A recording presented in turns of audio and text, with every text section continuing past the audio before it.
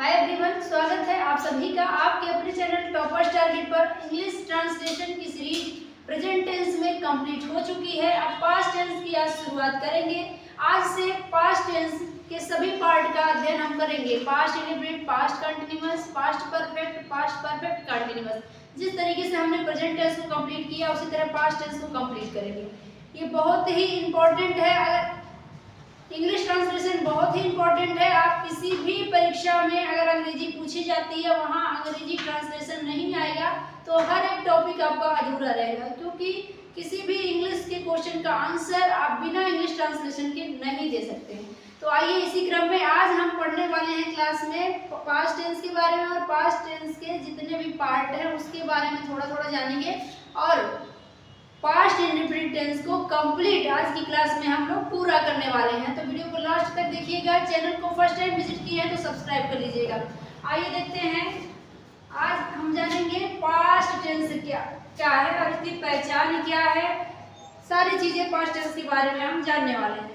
तो past tense की पहचान है वाक्य के अंत में पास्ट टेंस को पहले ये जानिए हिंदी में कहते क्या है। पास्ट टेंस को हिंदी में कहते हैं भूतकाल। भूतकाल यानी कि बीता हुआ। दूसरी भाषा में कह सकते हैं बीता हुआ समय दर्शाता है। बीता हुआ, पास्ट टेंस माने बीता हुआ समय जो गुजर चुका है, सिर्फ पास्ट टेंस कहते हैं। अब इसके पहचान में सबसे बड़ी बात, पहचान पास्ट टेंस की क्या होगी। पहचान में याद रखना है आपको, वाक्य के अंत में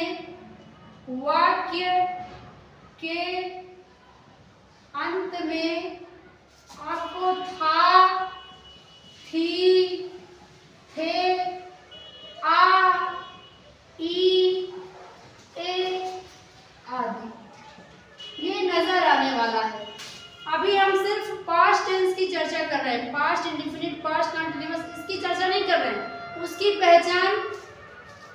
उसकी पहचान हम आपको आगे बताएंगे जब वो आएगा, ठीक है।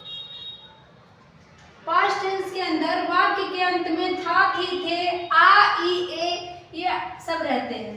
पास्ट टेंस की पहचान में क्या होगा, था, थी, थे, आ, ई, ए। हमेशा था, थी, थे रहे जरूरी नहीं है। आ, ई, ए भी देखने को आपको मिलेगा पास्ट टेंस में, तो इसका भी आपको ध्यान रखना है। अब पास्ट टेंस में क्या है, कितने पार्ट होते हैं, इसके 4 पार्ट होते हैं। फर्स्ट वाला जो है ये क्या है आपका पास्ट इंडेफिनिट। पास्ट इंडेफिनिट जैसे प्रेजेंट इंडेफिनिट था वैसे इसका पहला पार्ट है पास्ट इंडेफिनिट।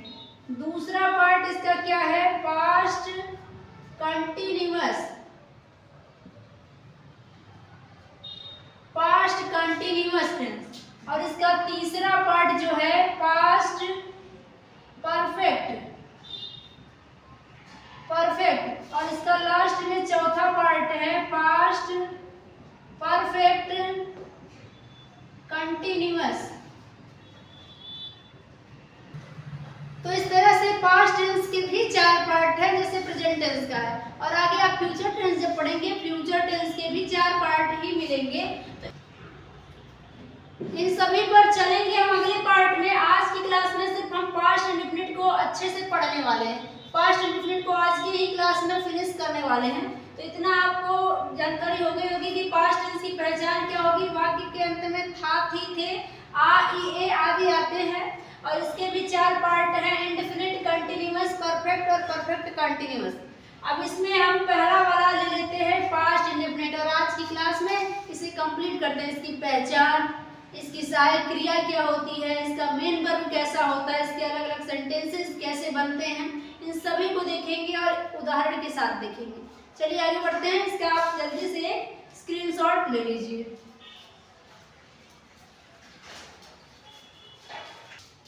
अब पास्ट टेंस का जो पहला पार्ट था पास्ट इंडेफिनिट, इसको लेते हैं और इसके बारे में कंप्लीट स्टडी करते हैं। Past indefinite tense. Indefinite tense, past indefinite tense के अंदर सबसे पहले हम पहचान देखेंगे। चार पार्ट हैं तो चारों की पहचान करना सबसे बेहद जरूरी है, क्योंकि पहचान नहीं होगी तो अनुवाद में मिस्टेक होने के चांसेस रहेंगे। तो पहला काम है इनकी पहचान करना। पहचान कैसे होगी? सबसे पहले पास्ट इंडेफिनिट टेंस है, इसकी पहचान कैसे होगी? वाक्य के अंत में क्या होना चाहिए? ता, था, ती, थी, ते, थे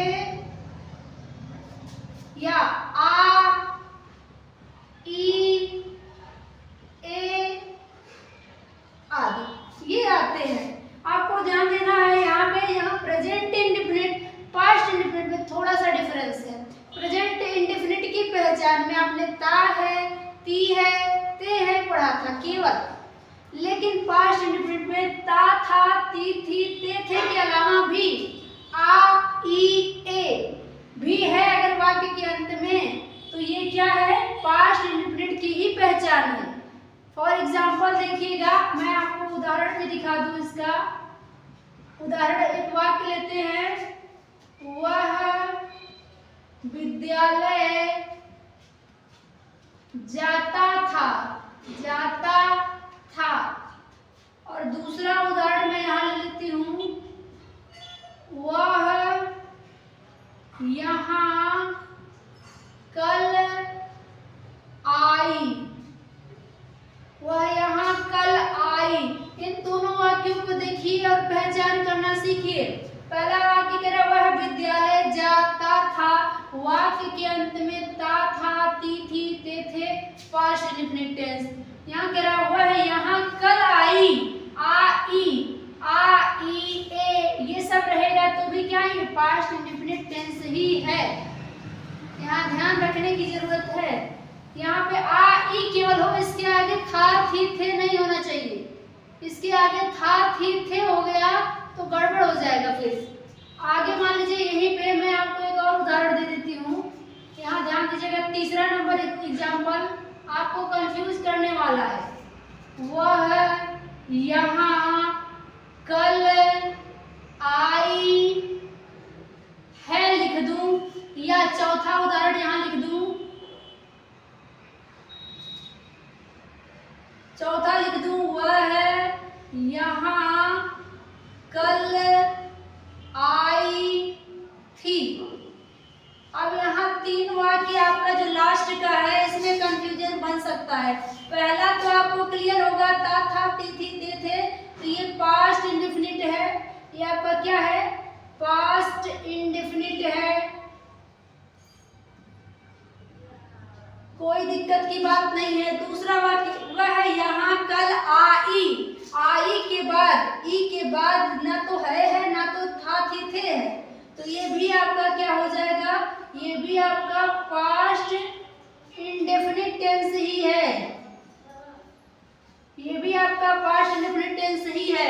लेकिन यहाँ इन दोनों को देखिए कंफ्यूजन यहाँ होती है, जब वह यहाँ कल आई के बाद है भी आ गया तो याद करिए प्रेजेंट परफेक्ट टेंस में मैंने बताया था चुका है, चुकी है, चुके हैं, लिया है, ली है, लिए हैं, आ है, ई है, ए है, क्या हो जाता है? प्रेजेंट परफेक्ट हो जाता है। ये प्रेजेंट परफेक्ट हो गया है यहाँ पे। इस बात को आप ध्यान दीजिए, यहाँ पे मिस्टेक होते हैं बच्चों से पहचान में। और यहीं पे देखिए वह यहाँ कल आई है किस जगह पे थी हो गया, तब ये आगे आपको पढ़ाऊंगी मैं पास्ट ये परफेक्ट टेंस बन जाएगा। तो यहाँ इस बात को ध्यान दीजिए, इन तीनों वाक्यों से आपको क्लियर हो जाना चाहिए पहचान कि आ, ई, ए केवल रहे, उसके अलावा था, थी, थे कुछ ना रहे, तो वो आपका पास्ट इंडेफिनिट है। आ, ई, ए के आगे है तो प्रेजेंट परफेक्ट हो जाता है। आ, ई, ए के आगे था, थी, थे है तो पास्ट परफेक्ट हो जाता है। आई होप आपको ये बात समझ में आ रही होगी। ये तीनों सेंटेंसों में बहुत ही बारीकी का अंतर है, लेकिन इसे ध्यान देना बहुत जरूरी है, वरना मिस्टेक होने के चांस है। यहाँ कोई बच्चा गलती नहीं करता है, ता, था, ती, थी, सबको मालूम है, गलती यहाँ पे होती है, तो इसको ध्यान रखिएगा। मुझे उम्मीद है पहचानने में अब गड़बड़ी नहीं होनी चाहिए आपको। आगे अब हम बढ़ते हैं इसके हेल्पिंग वर्ब पर। दूसरा जो पॉइंट है हेल्पिंग वर्ब। हेल्पिंग वर्ब यानी कि सहायक क्रिया। सहायक क्रिया क्या लगने वाली है? सहायक क्रिया क्या लगने वाली है पास्ट इंडेफिनिट टेंस में? तो जैसे प्रेजेंट इंडेफिनिट में आपको बताया था कि पहले वाक्य से सहायक क्रिया नहीं लगती, दूसरे वाक्य से यानी नेगेटिव सेंटेंस से लगना शुरू होती है। तो पास्ट इंडेफिनिट में भी यही हाल है। हेल्पिंग वर्ब लगता तो है, क्या लगता है? डिड लगता है, डिड ही। यहाँ पे वहाँ दो हेल्पिंग वर्ब था, डू और डज, यहाँ एक ही है, केवल और केवल डिड। अब ये डिड देखिए, चाहे सिंगुलर हो, चाहे सिंगुलर हो, चाहे सिंगुलर सब्जेक्ट हो, चाहे प्लूरल हो, यानी कि एक वचन हो, एक वचन करता हो या बहुवचन करता हो, दोनों के ही साथ केवल और केवल डिड आएगा, वो भी अफर्मेटिव सेंटेंस में नहीं आएगा। यहाँ पे इस बात को नोट कर लीजिएगा, चाहिए तो नोट क्या होगा? अफर्मेटिव सेंटेंस, अफर्मेटिव सेंटेंस में डिड नहीं होगा, नहीं होता, ठीक है। यानी नेगेटिव सेंटेंस से शुरू होता है डिड आना, इस बात को भी ध्यान रखना है। और चाहे एक वचन हो चाहे बहुवचन हो, सबके साथ एक ही सहायक क्रिया डिड। तो आपको यहाँ सोचना ही नहीं ज्यादा, वहाँ डू डज में कंफ्यूजन हो सकता है, यहाँ कोई कंफ्यूजन का चांस ही नहीं है, एक ही सहायक क्रिया है, ठीक है।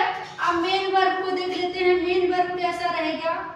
मेन वर्ब, मेन वर्ब जो होगा यानी कि मुख्य क्रिया, मुख्य क्रिया कैसी रहेगी? मुख्य क्रिया में ध्यान रखिएगा, क्रिया का सेकंड फॉर्म लगना है। क्रिया का वर्ब का सेकंड फॉर्म, वर्ब का सेकंड फॉर्म कब लगेगा? अफर्मेटिव वाक्य में, अफर्मेटिव सेंटेंस में ही केवल वर्ब का सेकंड फॉर्म लगेगा, बाकी सब में नहीं। अफर्मेटिव सेंटेंस को कहते हैं हिंदी में स्वीकारात्मक वाक्य, स्वीकारात्मक वाक्य, ठीक है। जैसे यहाँ पे सभी वाक्य जो लिखे हैं ना, ये अफर्मेटिव में है। वह विद्यालय जाता था, इस बात को स्वीकार किया जा रहा है, तो ये अफर्मेटिव है। तो यहाँ क्रिया का सेकंड फॉर्म लगेगा। लेकिन अगर इसी को नेगेटिव में बदल दिया जाए, जैसे कहे वह विद्यालय नहीं जाता था, तो यहाँ नेगेटिव हो गया, अब वर्ब का सेकंड फॉर्म नहीं लगेगा। यानी कि यहाँ पे शेष सेंटेंस में वर्ब का फर्स्ट फॉर्म ही लगेगा। फर्स्ट फॉर्म कब लगेगा? शेष सभी सेंटेंस में, शेष वाक्य में। शेष वाक्य में कौन कौन आएंगे? नेगेटिव आएगा, इंट्रोगेटिव आएगा, सभी आएंगे केवल अफर्मेटिव को छोड़कर, ठीक है।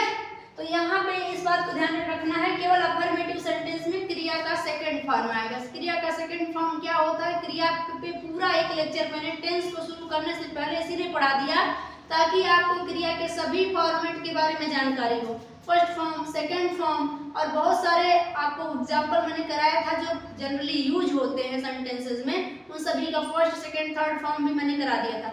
सेकंड फॉर्म होता है क्रिया का पास्ट टेंस में रूप। जैसे मान लीजिए गो माने होता है जाना, तो उसका सेकंड फॉर्म होता है वेंट माने गया।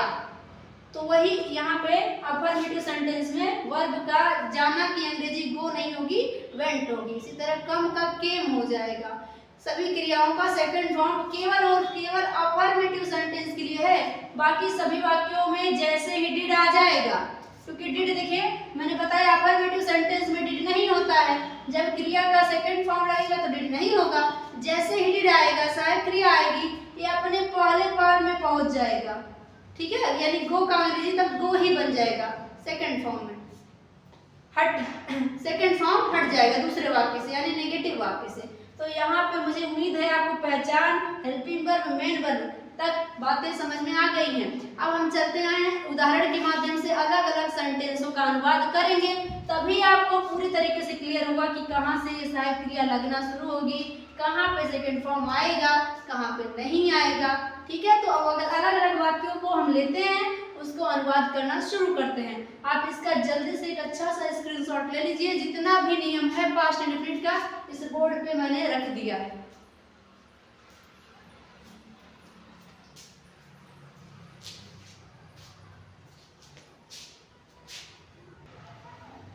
तो आइए अब बारी है उदाहरण की। जो नियम अभी तक हमने सीखा पास्ट इंडेफिनिट टेंस का, उन सभी का प्रयोग करेंगे और उदाहरण को ट्रांसलेट करके अंग्रेजी में हम पूरा नियम अच्छे से प्रैक्टिस करके याद कर लेंगे। आइए ध्यान देंगे। और हाँ, इसमें हमने याद करने जैसा कुछ भी नहीं बताया है, बस आपको पहचान करना सिखाया है, बाकी कुछ भी आपको याद नहीं करना है। आइए देखिए, पहला वाक्य दिया है वह विद्यालय गई। सबसे पहला काम, जिस तरीके से मैंने शुरू में आपको पहचान करना सिखाया, आप भी पहले सेंटेंस देखिए, उसमें पहचान करिए कि वाक्य कैसा है और किस टेंस का है। तो कह रहा है वह विद्यालय गई, तो याद करिए ता, था, ती, थी, ते, थे, आ, ई, ए, ये सब क्या है, पास्ट इंडेफिनिट टेंस की पहचान में अभी बताया हमने, थोड़ी देर पहले हमने देखा है। तो क्या है, पहचान हो गई कि ये पास्ट इंडेफिनिट टेंस ही है। तो अनुवाद क्या कहता है, पहले सबसे पहले हम लोग क्या करते हैं, सबसे पहले हम लोग कर्ता लिखते हैं। वह विद्यालय गई, कौन गई, वह, तो उसकी अंग्रेजी लिखिए सी। अब हमने बताया था अफर्मेटिव वाक्य में क्रिया का सेकंड फॉर्म लगता है और पहले वाक्य में कोई सहायक क्रिया नहीं लगती है इंडेफिनिट टेंस में। तो अफर्मेटिव वाक्य है, देखिए वह विद्यालय गई तो स्वीकारात्मक वाक्य ही तो है, तो यहाँ पे सहायक क्रिया नहीं लगेगा, पहली बात। दूसरी बात, क्रिया का सेकंड फॉर्म आएगा। तो गई, गो माने जाना होता है, लेकिन अंग्रेजी में इसका हम सेकंड फॉर्म लिखेंगे तो क्या होगा, सी वेंट। गो का सेकंड फॉर्म होता है went. She went to school, she went to school, हो गया इसका अनुवाद। बस, यानी पहले वाक्य में बस ध्यान रखना है, यहाँ पे सेकंड फॉर्म लिखना है। और जितना भी एग्जाम्पल अभी हमने लिया है ना, ये सब का सब अभी अफर्मेटिव सेंटेंस का ही लिया है। अभी आगे मैं नेगेटिव सेंटेंस, इंट्रोगेटिव सेंटेंस सभी को बताऊंगी, पहले अफर्मेटिव को आप बनाना सीख लीजिए। फिर अगला वाक्य दिया, तुम मेरी सहायता करते थे, तो पहचान करिए ता, था, ती, थी, ते, थे, पास्ट इंडेफिनिट टेंस होता है। पहचान हो गई, अब अनुवाद कीजिए। तो क्या, कौन सहायता करते थे, तुम, तो तुम हो जाएगा, तुम की अंग्रेजी यू। अब ये भी अफर्मेटिव वाक्य है तो क्रिया का सेकंड फॉर्म लगेगा। सहायता करना, हेल्प माने सहायता करना होता है, सेकंड फॉर्म हेल्प्ड होता है, थर्ड फॉर्म भी हेल्प्ड होता है, तो हमें लिखना है सेकंड फॉर्म। तो यू हेल्प्ड मी माने मेरी, तुम मेरी सहायता करते थे, यू हेल्प्ड मी, हो गया, बस इतना ही करना है। अगला वाक्य देखिए, दिया है मैंने तुम्हें अंग्रेजी पढ़ाया। आ, ई, ए, ता, था, ती, थी, ते, थे, पास्ट इंडेफिनिट टेंस। पहचान हो गई। अब किसने पढ़ाया, मैंने, तो करता है मैंने, तो आई। टीच माने होता है पढ़ाना, लेकिन लिखना है सेकंड फॉर्म, क्योंकि ये अफर्मेटिव यानी स्वीकारात्मक वाक्य है। तो आई टीच का होता है सेकंड फॉर्म टाट। I taught you English. I taught you English हो जाएगा। क्लियर है? अगले सेंटेंस को देखते हैं। कह रहा है वह हमेशा विद्यालय समय पर आती थी। ता, था, ती, थी, ते, थे, पास्ट इंडेफिनिट टेंस। कौन, वह है, तो वह की अंग्रेजी हो जाएगा शी, क्योंकि लड़की है ना, तो सी होगा। और आना की अंग्रेजी कब माने आना होता है, और इसका सेकंड फॉर्म लगने वाला है, क्योंकि ये स्वीकारात्मक वाक्य है, तो सी का केम हो जाएगा। सी केम, वह आती थी कहाँ, विद्यालय।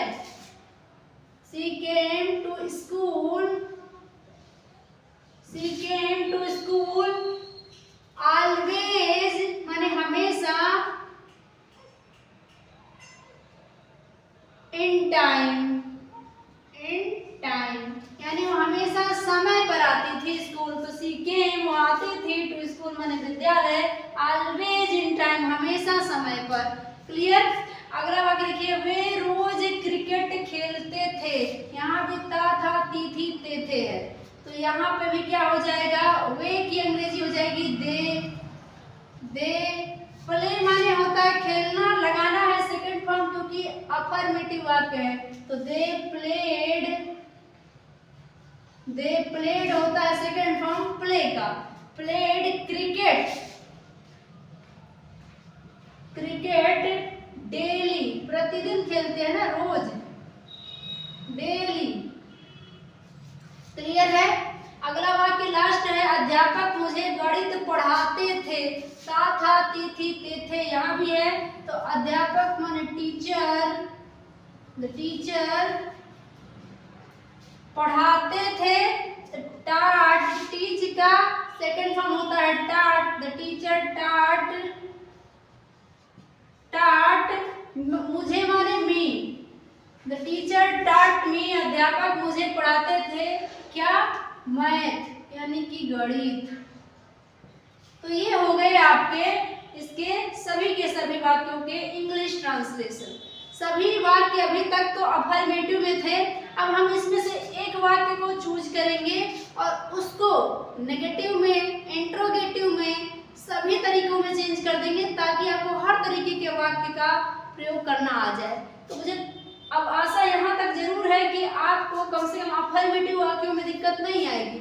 नेगेटिव वाक्यों में यही जो क्रियाएं सेकंड फॉर्म में हमने यूज किया है, यहाँ केम को यहाँ हाईलाइट कर देंगे, टाट को, प्लेड को, केम को, यहाँ भी टाट, हेल्प्ड, वेंट, ये सेकंड फॉर्म है ना। नेगेटिव वाक्य आते ही यहाँ सहायक क्रिया डिड आएगा और क्रिया फिर से फर्स्ट फॉर्म में चली जाएगी, यानी वेंट गो बन जाएगा। यानी इसी वाक्य में अगर कहा जाए वह विद्यालय नहीं गई तो सी डिड नॉट आ जाएगा और वेंट का हो जाएगा गो, ठीक है, to school, she did not go to school. यहाँ अगर नेगेटिव हो जाएगा तो you did not help me हो जाएगा, सेकंड फॉर्म हट जाएगा। इसी तरह सभी वाक्यों में होने वाला है। तो अभी मैंने बोल के बताया, अब मैं लिख के बताती हूँ आगे। इसमें से एक ही वाक्य को लेके हम 6 तरीके का वाक्य आपको बता देंगे। आप घर पे खुद सभी वाक्यों को 6 तरीके से परिवर्तित करके पूरी प्रैक्टिस कर सकते हैं। चलिए आगे बढ़ें। अब हम लेने वाले हैं एक वाक्य को जिसे हम 6 तरीके के वाक्य में कन्वर्ट करके आपको सिखाएंगे। पहला वाक्य हम अफर्मेटिव में एक लेते हैं। अफर्मेटिव माने स्वीकारात्मक वाक्य। इसमें हम लिखते हैं मैंने तुम्हें अंग्रेजी पढ़ाया, मैंने तुम्हें अंग्रेजी पढ़ाया। ये है स्वीकारात्मक वाक्य। थोड़ी देर पहले हमने इसको लिया भी था, तो इसका अनुवाद क्या होगा, अभी हमने किया है थोड़ी देर पहले। मैंने क्या हो जाएगा आई, और स्वीकारात्मक वाक्य में क्रिया का सेकंड फॉर्म तो आई टीच, मैंने पढ़ाना होता है, सेकंड फॉर्म हो जाएगा टाट। आई टाट यू, मैंने तुम्हें पढ़ाया इंग्लिश। क्लियर। अफर्मेटिव में तो कोई समस्या नहीं होनी चाहिए। अब इसी को हम करेंगे नेगेटिव में। नेगेटिव सेंटेंस में बदलेंगे तो क्या हो जाएगा, मैंने तुम्हें अंग्रेजी नहीं पढ़ाया।